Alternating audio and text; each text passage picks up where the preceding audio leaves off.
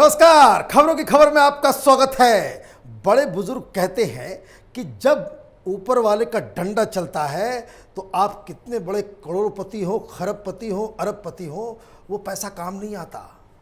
जब ऊपर वाले का डंडा चलता है तो आप कितने भी रसूख वाले हो, आपकी दोस्ती मंत्री से हो, मुख्यमंत्री से हो, प्रधानमंत्री से हो, गृह मंत्री से हो, बड़े बड़े अधिकारियों से हो, वो भी काम नहीं आते। ये ऊपर वाले का दंड देने का तरीका है। शाहरुख खान के कुकर्म के हिसाब हो रहे हैं और इसलिए पैसा धरा का धरा रह गया, रसूख धरा का धरा रह गया। उसके जो दोस्ती यारी राहुल गांधी हो, प्रियंका वाड्रा हो, बहुत ही क्लोज मित्र हैं, सब कोई भी काम नहीं आया। और पिछले 9 दिनों से बेटा जेल में बिस्किट खा रहा है, बाथरूम तक नहीं जा पा रहा है, रोते बिलखते उसकी रातें गुजर रही है। और ये बॉलीवुड का फर्जी किंग खान कुछ कर ही नहीं पा रहा। आज सुनवाई होने वाली है, लेकिन सुनवाई के दौरान क्या होगा उसका ट्रेलर एनसीबी ने पहले ही दे दिया।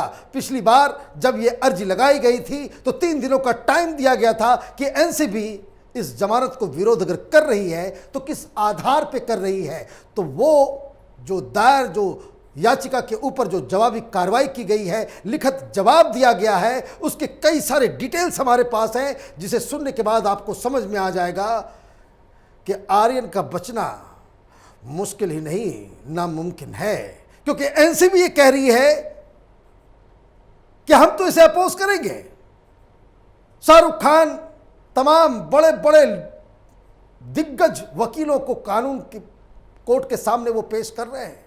कोई देसाई है तो कोई मानसिंदे हैं, बड़े बड़े लोग, बड़े बड़े वकील, और सबके आर्गुमेंट्स क्या हैं। कल की खबरों की खबर में जो हमने जो बात कही वही बातें आज कोर्ट के अंदर फिर से दोहराई जाएंगी और ये कहा जाएगा कि हमारे आर्यन बेटे के पास से तो कुछ नहीं निकला, इसके पास ड्रग्स नहीं थे, ये तो सिर्फ वहाँ पे एक सेलिब्रिटी के तौर पे, एक गेस्ट के तौर पे वहाँ पे गया था। और ये जो आरोप लगाए जा रहे हैं वो दरअसल फंसाया जा रहा है। शाहरुख खान को पहले से ही टारगेट किया जा रहा है, वो मुसलमान है इसलिए उसके बेटे को तंग किया जा रहा है। तो एनसीबी ने क्या जवाब दिया उसे ज़रा सुनिए, आपको भी बड़ा आनंद आएगा कि किस हिसाब से जब एजेंसियां हिंदुस्तान की ईमानदारी से डटकर मैदान में उतरती है तो फक्र होता है कि इस तरह की एजेंसियां बड़े बड़े रसूखदार लोगों के खिलाफ भी तन के खड़े रहती है, सीना उठा करके हर सवालों का जवाब देती है। तो कोर्ट में एनसीबी ने जो कहा है वो पहला जो पूरा आर्गुमेंट है दरअसल शाहरुख खान के लीगल टीम का, उसको वो पंक्चर करते हुए उन्होंने क्या लिखा है कि इस केस में आरोपी आर्यन की भूमिका को दूसरे आरोपी अरबाज मर्चेंट से अलग करके नहीं समझा जा सकता। भले ही आर्यन के पास से प्रतिबंधित ड्रग्स न मिली हो, लेकिन वो पेडलर के संपर्क में थे और खरीदारी के लिए हुई ट्रांजैक्शन में भी शामिल थे। ये कहा जा रहा है कि भाई उसके पास ड्रग्स मिला, नहीं, छोड़ दो। एनसीबी ने क्या जवाब दिया आपने सुना कि भाई इसके पास से नहीं मिला, लेकिन इसके दोस्त के पास और उस ट्रांजैक्शन के पूरे गतिविधि में आर्यन था, इसलिए इन दोनों आरोपियों को अलग अलग करके नहीं देखा जा सकता। ये तो तमाम लोग, जो मित्र मंडली, जो सारे लोग गए थे उस क्रूज के ऊपर, वो अलग नहीं हैं, वो एक ही क्राइम के अलग अलग हिस्से हैं। तो ये आर्गुमेंट में तो दम लग रहा है। अब जज साहब इसे सुन के क्या जवाब देंगे, क्या फैसला लेंगे, ये तो देर शाम तक मालूम चलेगा।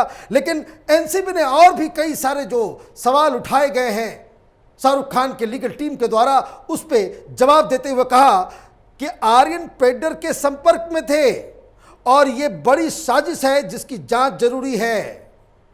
आर्यन खान भी मर्चेंट के पास से मिली ड्रग्स की खरीदारी में शामिल थे। इसके अलावा आरोपी के विदेशों में ड्रग्स की लेन देन में भी शामिल होने के सबूत मिले हैं। ऐसे में मामले की जांच जरूरी है। फिलहाल विदेशों में ड्रग्स की लेन देन को लेकर एनसीबी की जांच जारी है। इस मामले में अरबाज मर्चेंट के गुनाह को आर्यन से अलग करके नहीं देखा जा सकता। बहुत बड़ी बात कह दी एनसीबी ने अपने जवाब में। उसने सिर्फ यही नहीं कहा कि ये तो ले रहा था, लेकिन साथ ही साथ ये एक साजिश का हिस्सा भी है और आर्यन के रिश्ते इंटरनेशनल ड्रग रैकेट से हैं। ये बात कैपिटल टीवी पहले दिन से कह रहा था कि जिस शख्स को 4 साल से ड्रग्स लेने की लत हो, जो ये बात कबूल रहा हो कि वो लंदन जाता है, वहां भी उपलब्ध हो जाता है, वो कहीं विदेश में जाता है, दुबई जाता है, वहां भी उसे ड्रग्स मिल जाता है, भाई देता कौन है? इसका मतलब है कि इसके तार इंटरनेशनल ड्रग्स माफिया से जुड़े हुए हैं और इसलिए एनसीबी कह रही है कि इसके विदेशी नेटवर्क से, ड्रग माफिया से जो रिश्ते हैं उसकी जांच जरूरी है और इसलिए इसकी जमानत अभी रद्द की जानी चाहिए, क्योंकि ये बंदा हमें चाहिए, क्योंकि एक बहुत बड़ी साजिश का खुलासा इसकी पूछताछ से होने वाला है और जांच के लिए हमें इसकी हिरासत जरूरी है। आगे क्या कहा कि ये दोनों साथ में यात्रा तो कर ही रहे थे, लेकिन एनसीबी ने एक और बड़ा खुलासा किया है अपने जवाब में। वो ये कहा कि आर्यन खान न केवल प्रतिबंधित पदार्थ को अरबाज मर्चेंट से हासिल करता था, बल्कि उसका वितरण भी करता था। आर्यन खान प्रतिबंधित पदार्थ अरबाज मर्चेंट से हासिल करता था, इसलिए दोनों पर एनडीपीएस की धारा 29 भी लगाई गई है। बहुत बड़ा खुलासा है कि ये जो अरबाज मर्चेंट है जिसके पास से वो चरस बरामद हुई है, एनसीबी ये कह रही है कि उनके पास इस बात के सबूत हैं कि वो अरबाज मर्चेंट से लेता था और ये दूसरों को बांटता भी था। ये सीरियस क्राइम है।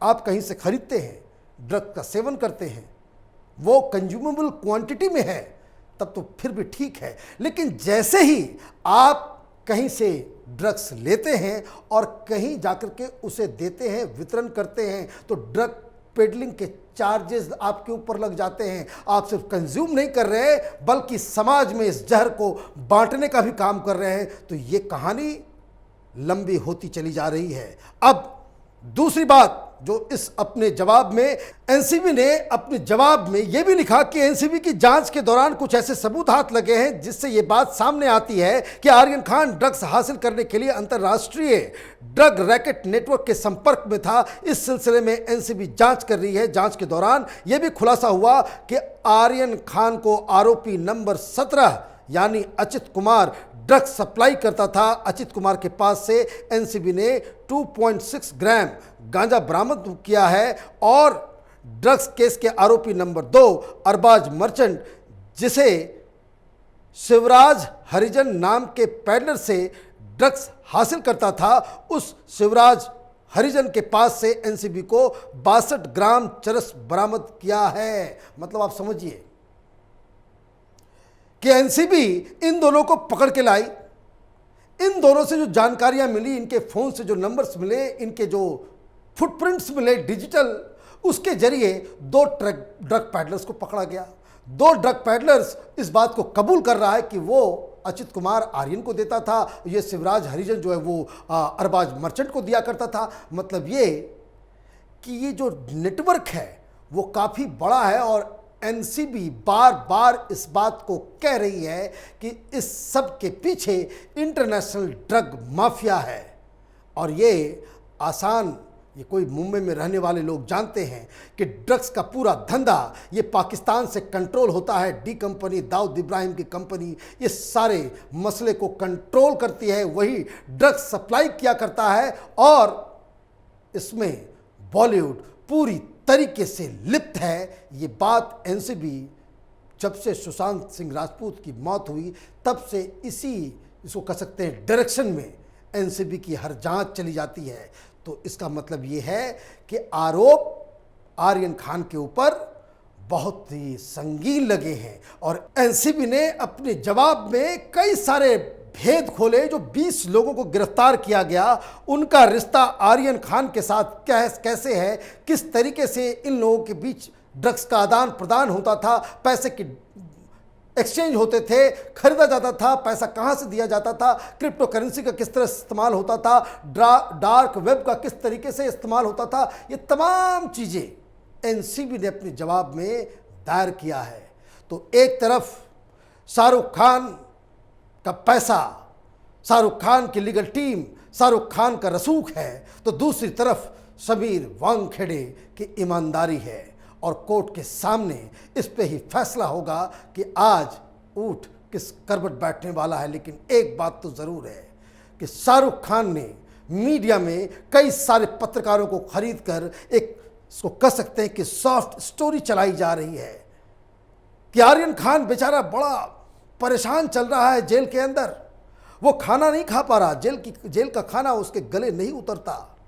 वो पार्ले जी बिस्किट खा रहा है, बस इतने दिनों से वो पार्ले जी बिस्किट ही खा रहा है। और बाथरूम जेल के इतने गंदे हैं कि वो बाथरूम जाने से भी डरता है। क्या बात है।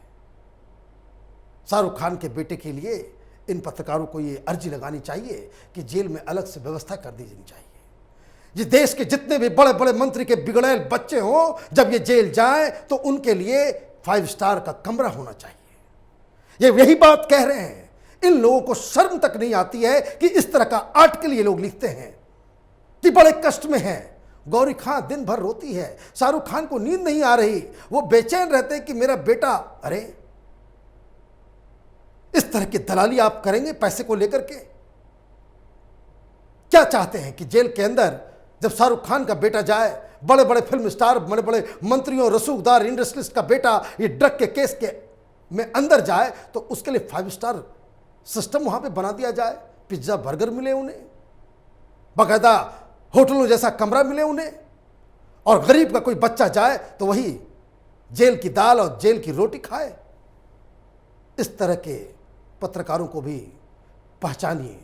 देश की जनता सब कुछ देख रही है।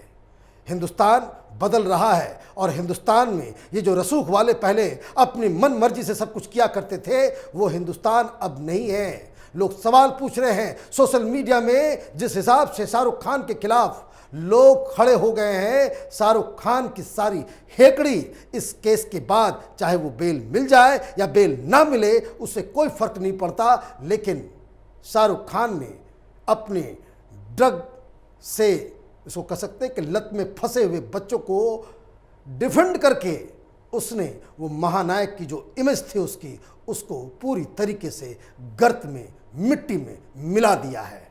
हमारी नज़र इस केस पे बनी हुई है। आप देखते रहिए कैपिटल टीवी। हमारे वीडियोस को लाइक कीजिए, शेयर कीजिए और हमारे चैनल को सब्सक्राइब कीजिए। धन्यवाद।